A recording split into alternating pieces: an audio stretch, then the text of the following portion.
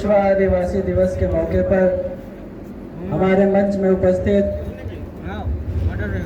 विधायक माननीय श्रीमती विद्यावती सिदार मैडम, पूर्व विधायक माननीय हृदय राम राधिया साहब और कई समाज प्रमुख जनप्रतिनिधि एवं समस्त मंचासीन साथी और सामने बैठे हमारे माता पिता, बड़े बुजुर्ग, भाई बहन, मैं इस मौके पर हमारे समाज में जन्मे महानायकों को नमन करते हुए आप सभी को नमस्कार, जय जोहार, जय आदिवासी, जय मूल निवासी करता हूं।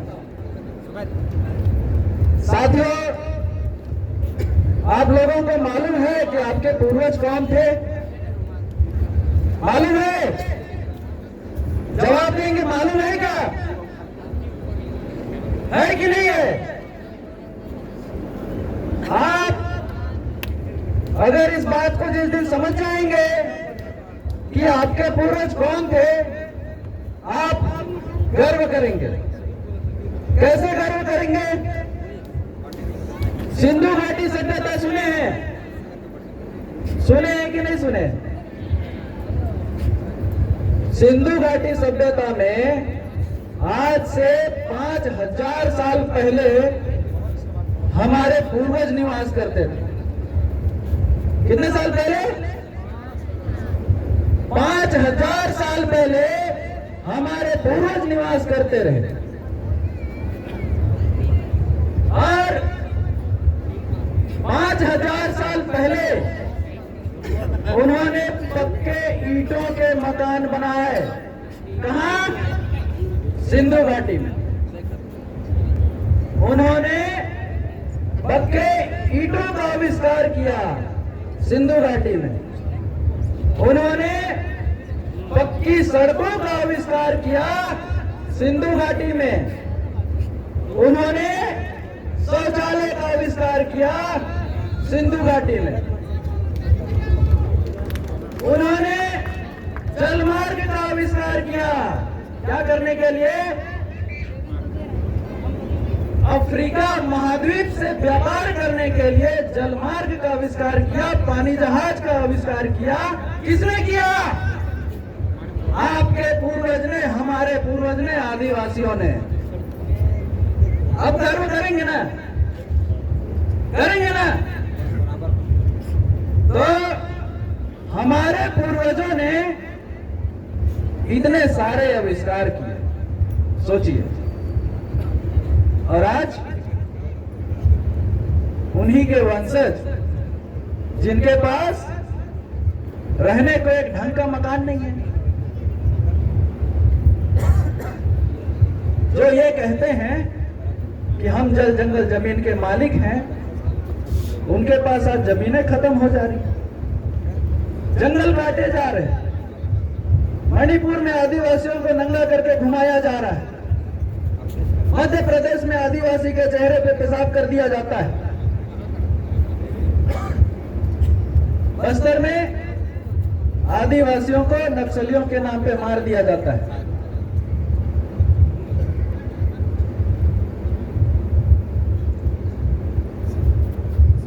तो इस तरह की घटनाएं हमारे साथ क्यों हो रही? जिनके पूर्वज इस विश्व के विकसित सभ्यता, डेवलप्ड सिविलाइजेशन के मालिक रहे, डेवलप्ड सिविलाइजेशन के मालिक रहे, विकसित सभ्यता के मालिक रहे, और हम उस विकसित सभ्यता के रहने वाले लोग, उनके वंशज। ये देश हमारा, ये देश के मूल मालिक हम, इस देश का जल जंगल जमीन हमारा, लेकिन आज हमारे पास रहने को एक ढंग का मकान नहीं है, हमारे पास जमीनें नहीं है, हमारे लोग अन्याय और अत्याचार के शिकार हो रहे हैं। अगर हमारे लोगों के साथ ऐसी घटनाएं घट रही हैं, अगर हमारे लोगों के साथ में जो इस देश के मूल मालिक हैं, जिनके पूर्वज ने 5000 साल पहले सारे चीजों का आविष्कार किया। आज उनके साथ यदि इस तरह की घटनाएं हो रही हैं तो आज आदिवासियों को सोचने का जरूरत है। हमारे आदिवासियों को विचार करने की जरूरत है कि आखिर ऐसा क्यों हो रहा है। आज शिक्षा का स्तर देख लीजिए। मैं जिला पंचायत सदस्य होने के नाते जब मैं दौरा करता हूं तो मैं देखता हूं कि प्राइमरी स्कूल में केवल 2 कमरे हैं और शिक्षक ना के बराबर है। आज इस देश में 3 प्रकार की शिक्षा व्यवस्था है। एक है अपर क्लास लोगों के लिए, अमीरों के लिए, क्या है? ICSE board. मिडिल क्लास के लिए सीबीएसई बोर्ड, गरीबों के लिए, आदिवासियों के लिए सर्व शिक्षा अभियान। जब भारत के संविधान में हमको समान शिक्षा का अधिकार मिला है तो इतना बड़ा अन्याय हमारे आंखों के सामने हो रहा है और हम चुप हैं। जल जंगल जमीन के मालिक हम अपने आप को कहते हैं, हंसदेव में जंगल कट गया। हमारे लोग उसको रोकने के लिए पुलिस की लाठियां खाए, पुलिस की लाठियां खाए और यहां तमनार में जंगल कट रहा है। उधर भारतमाला प्रोजेक्ट के नाम पे जंगल काटा जा रहा है, जमीनें अधिग्रहित की जा रही है और रेलवे लाइन के नाम पे जंगल काटा जा रहा है, जमीन अधिग्रहित की जा रही है। अगर हमारे लोगों के साथ में ऐसी घटनाएं घट रही हैं और जो उसका विरोध कर रहा है उसको जेल में डाला जा रहा है। हमारे यहाँ मंच में 2 ऐसे शख्स उपस्थित हैं जो अभी 68 दिन जेल में रह के बाहर आए। वो लोग कोई काम किए थे क्या? कोई अपराध किए थे? वो लोग हमारे जल जंगल जमीन को बचाने की लड़ाई लड़ रहे। वो लोग आदिवासियों के अस्तित्व को बचाने की लड़ाई लड़ रहे। इसीलिए मैं हमेशा एक चीज कहा करता हूं कि पहले आदिवासी कहां रहता था? स्मार्ट सिटी में रहता था। सिंधु घाटी सभ्यता स्मार्ट सिटी था ना। सिंधु घाटी सभ्यता स्मार्ट सिटी था ना। तो सिंधु घाटी सभ्यता में हमारे आदिवासी लोग स्मार्ट सिटी में रहा करते थे। उसके बाद वहां से जंगलों में भगाए गए। अब जंगलों से भी आप हमको भगा रहे हैं तो कहां जाएगा आदिवासी? मंगल में जाएगा? मंगल में जाएगा क्या? मंगल में जाने के लिए जो लोग धनाढ़ लोग हैं, वो लोग एलन मस्क जैसे लोग जो है ना, वो लोग रॉकेट बना रहे हैं मंगल में जाने के लिए। अरे हमारे लोग कहां जाएंगे? इसीलिए मैं कहता हूं कि अगर तुमको विकास करना है तो जाके मंगल में विकास करो। वहां जमीन है, जंगल नहीं है, पानी नहीं है। अरे वहीं जाके विकास कर लो ना। हम क्यों जाएं? हमको देश के विकास के नाम पे क्यों भगा रहे हो? क्यों विस्थापित कर रहे हो? हमारा जल जंगल जमीन और उसके नीचे पाए जाने वाले खनिज पदार्थ पे कानून हमारा अधिकार है। जब कानूनन हमारा अधिकार है, 5वीं अनुसूची नाम का कानून जो है इस देश में लागू है, इम्प्लीमेंट नहीं हो रहा है। पैसा कानून ये लोग बना दिए लेकिन अभी तक लागू नहीं कर रहे। लागू है लेकिन इम्प्लीमेंट नहीं हो रहा है। आज जब रेलवे लाइन के नाम पे, खदानों के नाम पे, भारतमाला प्रोजेक्ट के नाम पे जब ये लोग सर्वे करने जाते हैं तो गांव के किसी को पूछते नहीं है। जबकि पैसा में क्या लिखा हुआ है? परियोजना के मुख्य 2 लोग केवल ग्राम सभा में उपस्थित रहेंगे और ग्राम सभा में जमीन देना है कि नहीं देना है ये वहां फैसला होगा।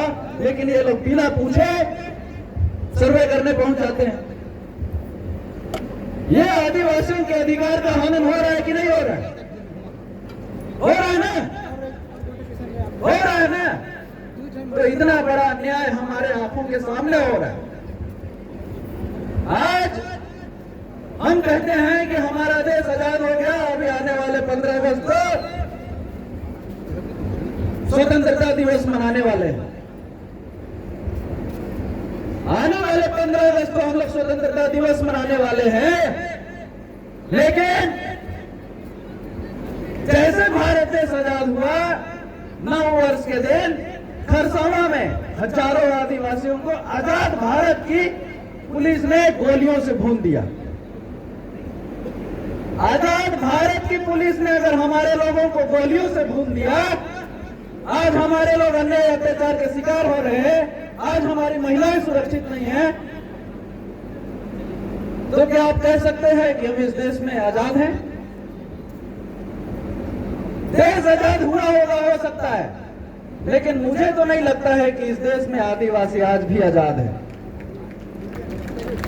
आज भी मुझे नहीं लगता है कि हमारा आदिवासी इस देश में आजाद है। आने वाले समय में आपकी इस एकता को विखंडित करने के लिए, तोड़ने के लिए, ताकि आपको तोड़ के वो लोग जंगल जमीन ले सकें, इसके लिए आपको बरगलाया जाएगा। किस नाम से? जातियों के नाम से लड़ाया जाएगा और धर्म के नाम पे लड़ाया जाएगा और ना जाने क्या क्या हथकंडे अपनाए जाएंगे। लेकिन मैं इस मंच के माध्यम से आप लोगों को ये कहना चाहता हूं कि आप वैसे लोगों के झांसे में ना आए।